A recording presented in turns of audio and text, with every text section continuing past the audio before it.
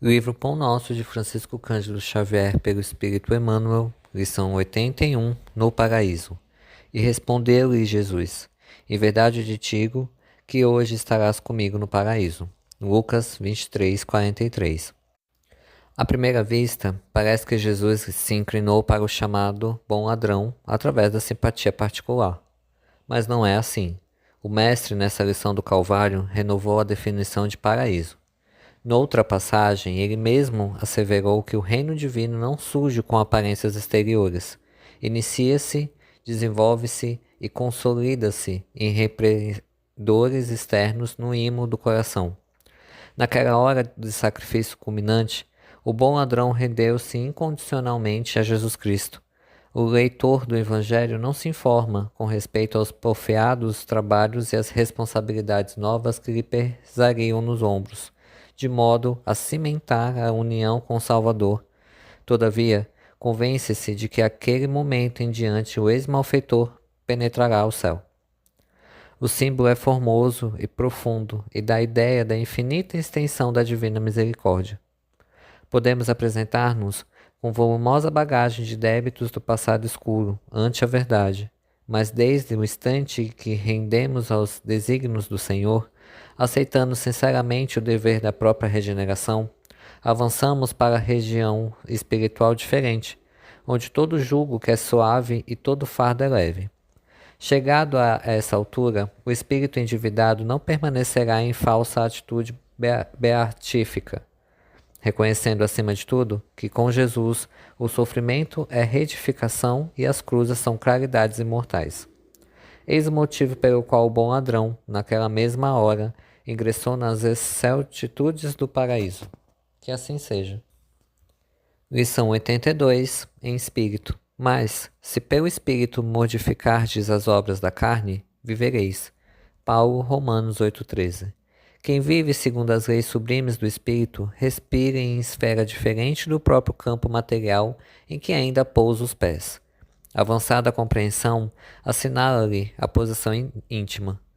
Vale-se do dia qual aprendiz aplicado que estima na permanência sobre a terra valioso tempo de aprendizado que não deve menosprezar.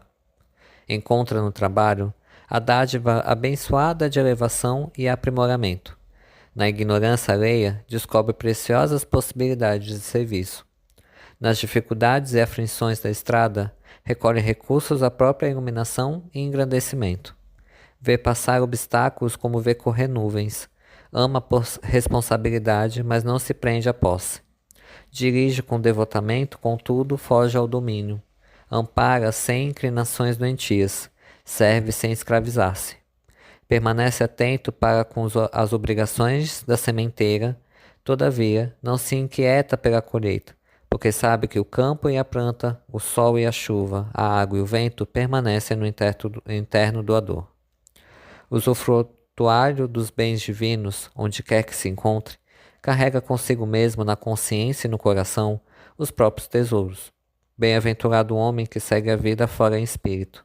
Para ele, a morte aflitiva não é mais que a alvorada do novo dia, sublime transformação e alegre despertar. Que assim seja. Lição 83, conforme o amor. Mas, se por causa da comida se contristas teu irmão, já que andas conforme o amor, não destruas por causa da tua comida aquele por quem o Cristo morreu. Paulo, Romanos 14,15. Preconceitos dogmáticos fazem vítimas em todos os tempos, e os herdeiros do cristianismo não faltaram nesse concerto de incompreensão. Ainda hoje, os processos sectários, embora menos rigorosos, nas manifestações, continuam ferindo corações e menosprezando sentimentos. Noutra época, os discípulos procedentes do judaísmo provocavam violentos atritos em face das tradições referentes à comida impura. Agora, não temos o problema das carnes sacrificadas no templo. Entretanto, novos formalismos religiosos substituíram os velhos motivos da polêmica e da discordância. Há sacerdotes que só se sentem missionários em celebrando os ofícios que lhe competem e crentes que não entendem a meditação e o serviço espiritualizante, senão em horas domingueiras, com a prece em exclusiva atitude corporal. O discípulo que já conseguiu sobrepor-se a semelhantes barreiras deve cooperar em silêncio para estender os benefícios de sua vitória. Constituiria absurdo transpor os obstáculos e continuar deliberadamente nas demonstrações puramente convencionalistas. Mas seria também a ausência de caridade atirar impropérios aos pobres, irmãos que ainda se encontram em angustiosos conflitos mentais por encontrar a si mesmo dentro da ideia augusta de Deus. Quando reparares algum amigo prisioneiro dessas ilusões, recorda que o Mestre foi igualmente à cruz por causa dele. Situa a bondade à frente da análise e a tua observação será construtiva e santificante. Toda vez que houver a compreensão do cântaro da tua alma, encontrarás infinitos recursos para auxiliar, amar e seguir. Que assim seja. Lição 84. Levantando mãos santas. Quero, pois, que os homens orem em todo lugar, levantando mãos santas, sem ira nem contenda. Paulo, 1ª Epístola a Timóteo 2:8. Neste trecho da primeira epístola de Paulo a Timóteo, recebemos preciosa recomendação de serviço. Alguns aprendizes desejarão obrigar, no texto, apenas uma exortação às atitudes de louvor. No entanto, o convertido de Damasco esclarece que devemos levantar mãos santas em todo lugar, sem ira nem contenda. Não se referia a Paulo ao ato de mãos postas que a criatura prefere sempre levar a efeito em determinados círculos religiosos, onde, pelos artificialismo respeitável da situação, não se justificam irritações ou disputas visíveis. O apóstolo menciona a ação honesta e edificante do homem que colabora com a providência divina e reporta-se ao trabalho de cada dia, que se verifica nas mais redôndicas religiões do globo. Lendo-lhe conselhos, é razoável recordar que o homem, no esforço individualista, invariavelmente ergue nas mãos a tarefa diuturna. Se administra, permanece indicando caminhos. Se participa de labores intelectuais, impõe a pena. Se opera no campo, guiará o instrumento agrícola. Paulo acrescenta, porém, que essas mãos devem ser santificadas, depreendendo-se daí que muita gente move os braços na obra terrestre, salientando-se, todavia, a conveniência de se ajuizar na finalidade e no conteúdo da ação despendida. Se desejas aplicar o raciocínio a ti próprio, repara antes de tudo a tua realização vai prosseguindo sem cólera destrutiva e sem demandas inúteis. Que assim seja. Lição 85. E o adultério? E, pondo-na no meio, disseram-lhe, Mestre, esta mulher foi apanhada no próprio ato, adulterando. João 8,4. O caso da pecadora, apresentada pela multidão a Jesus, envolve considerações muito significativas, referentemente ao impulso do homem para ver o mal nos semelhantes, sem enxergá-lo em si mesmo. Entre as reflexões que a narrativa sugere, identificamos a do errôneo conceito de adultério unilateral. Se a infeliz for encontrada em pleno delito, onde se recolhera o adultério que não foi trazido a julgamento pelo cuidado popular, seria ela a única responsável? Se existia uma chaga no organismo coletivo requisitando intervenção a fim de ser extirpada, em que furna se ocultava aquele que ajudava a fazê-lo? A atitude do mestre naquela hora caracterizou-se por infinita sabedoria e inexcedível amor. Jesus não podia centralizar o peso da culpa na mulher desventurada e, deixando perceber o erro geral, indagou os que se achavam sem pecado. O grande e espontâneo silêncio que então se fez constituiu a resposta mais eloquente em qualquer declaração verbal. Ao lado da mulher adúltera, permaneciam também os homens pervertidos, que se retiraram envergonhados. O homem e a mulher surgem num mundo com tarefas específicas que se integram, contudo, num trabalho essencialmente uno, dentro do plano da evolução universal. No capítulo das experiências inferiores, o não cair sem o outro, porque ambos foram concedidos iguais ensejo da santificar. Se as mulheres desviadas da elevada missão que lhes cabe prosseguem sob triste destaque no caminho social, é que os adultérios continuam ausentes na hora do juízo, tanto quanto no momento da celebre sugestão de Jesus. Que assim seja. Lição 86. Intentar e agir. E fazei veredas direitas para os vossos pés, para que o que mangueja não se desvie inteiramente, mas antes seja sarado. Paulo, Hebreus 12:13. O homem bem intencionado refletirá intensamente que melhores caminhos, alimentando ideais superiores e inclinam-se à bondade e à justiça. Convenhamos, porém, que a boa intenção passará sem maior benefício, caso não se ligue à esfera das realidades imediatas na ação reta. É necessário meditar no bem, todavia é imprescindível executá-lo. A providência divina cerca a estrada das criaturas com material de edificação eterna, possibilitando-lhes a construção das veredas direitas a que Paulo de Tarso se reporta. Semelhante realização por parte do discípulo é indispensável, porquanto em torno de seus caminhos seguem os que manquejam. Os prisioneiros da ignorância e da má-fé arrastam-se como podem nas margens do serviço de ordem superior e de que quando em quando se aproximam dos servidores fiéis do Cristo, propondo-lhes medidas e negócios que se ajustam à mentalidade inferior. Somente aqueles que constroem estradas retas escapam-lhes aos assaltos sutis, defendendo-se e oferecendo-lhes também nossas novas bases a fim de que não se desviem inteiramente dos divinos desígnios. Aplica sempre as tuas boas intenções no plano das realidades práticas, para que tuas boas obras se iluminem de amor e para que o teu amor não se faça órfão de boas obras. Faze isso por ti, que necessitas de elevação, e por aqueles que ainda te procuram, manquejando. Que assim seja. Lição 87. Pondera sempre. E o que de mim, diante de muitas testemunhas, ouviste, confia-o a homens fiéis, que sejam idôneos para também ensinarem a outros. Paulo, 2ª Epístola a Timóteo 2:2. Os discípulos do Evangelho no Espiritismo cristão muitas vezes evidenciam insofreável entusiasmo, ansiosos de estender a fé renovada, contagiosa e ardente. No entanto, semelhante movimentação mental exige grande cuidado, não só porque assombro e admiração não significam elevação interior, como também porque é indispensável conhecer a qualidade do terreno espiritual a que se vai transmitir o poder do conhecimento. Claro que não nos reportamos aqui ao ato de semeadura geral da verdade reveladora, nem à manifestação da bondade fraterna que traduzem nossas obrigações naturais na ação do homem. Encarceremos, sim, a necessidade de cada irmão governar o patrimônio de dádivas espirituais recebidas no plano superior, a fim de não relegar valores celestes ao menosprezo da maldade e da ignorância. Distribuamos a luz do amor com os nossos companheiros de jornada.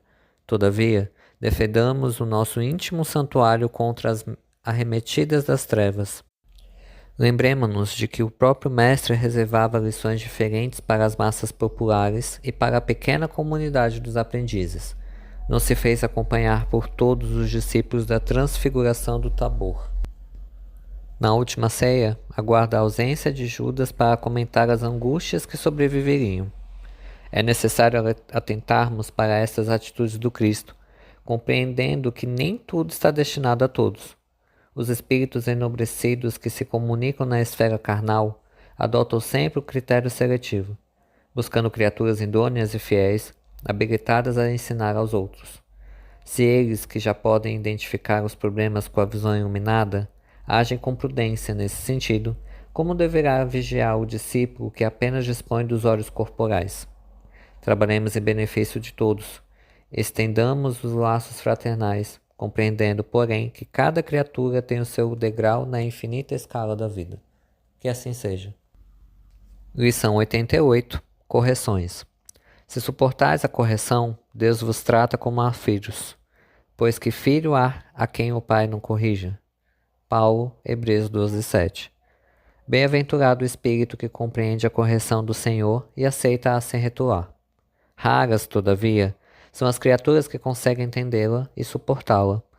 Por vezes, a repreensão generosa do alto, símbolo de desvelado amor, atinge o campo do homem, traduzindo a advertência sagrada e silenciosa, mas na maioria das ocasiões, a mente encarnada repele a aguilhão salvador, mergulha dentro da noite da rebeldia, elimina possibilidades preciosas e qualifica de infortúnio insuportável a influência renovadora, destinada a clarear-lhe o escuro e triste caminho. Muita gente, em face do fenômeno regenerativo, apela para a fuga espetacular da situação difícil a entregar-se inerme ao suicídio lento, abandonando-se à indiferença integral pelo próprio destino. Quem assim procede não pode ser tratado por filho, porquanto se isolou a si mesmo, afastou-se da providência divina e ergueu compactas paredes de sombra entre o próprio coração e as bênçãos paternas. Aqueles que compreendem as correções de todo misericordioso reajustam-se em círculo de vida nova e promissora. Vencida a tempestade íntima, revalorizam as oportunidades de aprender, servir e construir e, fundamentados nas amargas experiências de ontem, aplicam as graças da vida superior com vistas ao amanhã. Não te esqueças de que o mal não pode oferecer retificações a ninguém. Quando a correção do Senhor alcança-te o caminho, aceita humildemente, convicto de que constitui a verdadeira mensagem do céu. Que assim seja. Lição 89. Bem-aventuranças. Bem-aventurados sereis quando os homens vos aborrecerem, e quando vos separarem, vos injuriarem e rejeitarem o vosso nome como mal por causa do Filho do Homem. Jesus, Lucas 6:22. O problema das bem-aventuranças exige sérias reflexões antes de interpretado por questão líquida nos bastidores do conhecimento. Confere Jesus a credencial de bem-aventurados aos seguidores que lhe partilham as aflições e trabalhos.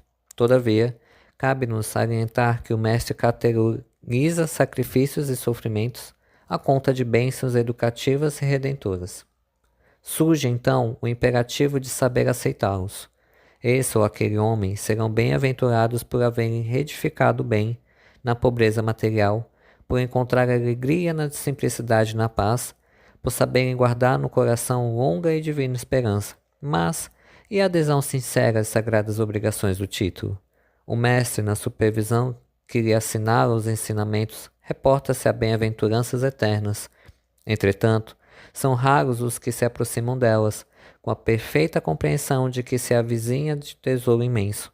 A maioria dos menos favorecidos no plano terrestre, se visitados pela dor, preferem a lamentação e o desespero.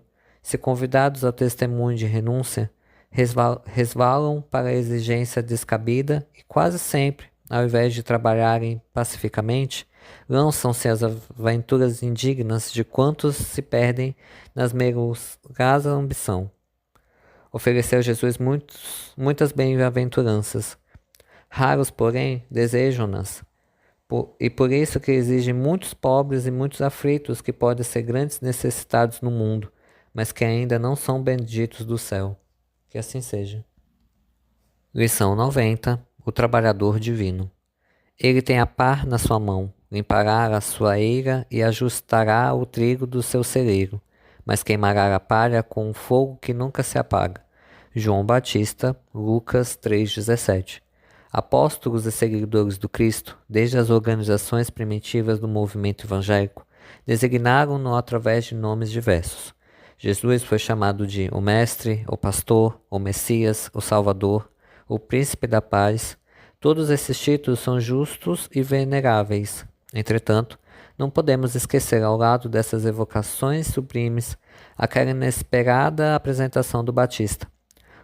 O precursor designa-o por trabalhador atento que tem a pá nas mãos, que limpará o chão duro e inculto, que recolherá o trigo na ocasião adequada e que purificará os detritos com a chama da justiça e do amor que nunca se apaga. Interessante notar que João não apresenta o Senhor empunhando leis, cheio de ordenações e pergaminhos, nem se refere a ele de acordo com as velhas tradições judaicas, que aguardavam um divino mensageiro num carro de glórias magnificentes. Refere-se ao trabalhador abnegado e otimista, a pá rústica que não descansa ao seu lado, mas permanece vigilante em suas mãos e em seu espírito, reina a esperança de limpar a terra que lhe foi confiada as salvadoras diretrizes. Todos nós que viveis empenhados nos serviços terrestres por uma era melhor, mantende aceso no coração o devotamento à causa do Evangelho do Cristo. Não nos cerceeis dificuldades ou ingratidões. Desdobremos nossas atitudes sobre o precioso estímulo da fé, porque conosco vá à frente, abençoando-nos em humilde cooperação aquele trabalhador divino que limpará a ira do mundo. Que assim seja.